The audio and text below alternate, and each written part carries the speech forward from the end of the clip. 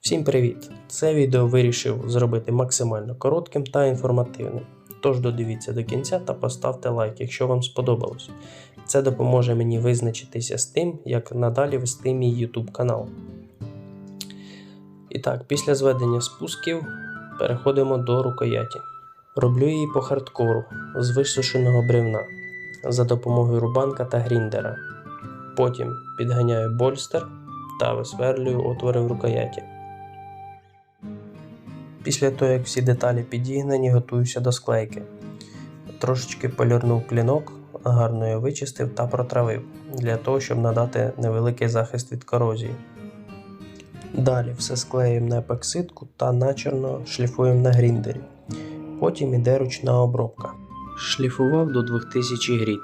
Також за кадром був встановлений нержавійний пін. А тепер перейдемо до самого цікавого – до ножик.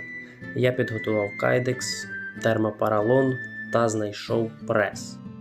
Встановив термопаралон на прес та обклеїв лезо ножа малярним скотчем. Потім нагрів кайдекс строїтельним феном до того моменту, поки він не стане пластичним. Та відпресував. З першого разу в мене відпресувати, звичайно ж, не вийшло, тому довелося ще пару разів підігрівати ножни, щоб досягти більш-менш непоганого результату. Перша замітка на майбутнє. Мені потрібен інший прес. Розмітив отвори під люверси та просвердлив. В моєму випадку діаметр люверса 6,3 мм. Перед формовкою був вклеєний нержавійний стержень для формовки дренажного отвору. Так як матриця для люверсів мені ще не прийшла, а кортіло зробити тут і зараз, тож вирішив розвальцювати люверси за допомогою підручних інструментів. Не рекомендую цього робити. Після обробки ножен на гріндері до мене дійшло, що потрібно було не розвальцьовувати люверси, а почистити ножни після цієї самої обробки зсередини. Пропитую рукоять у воскальняній ванні.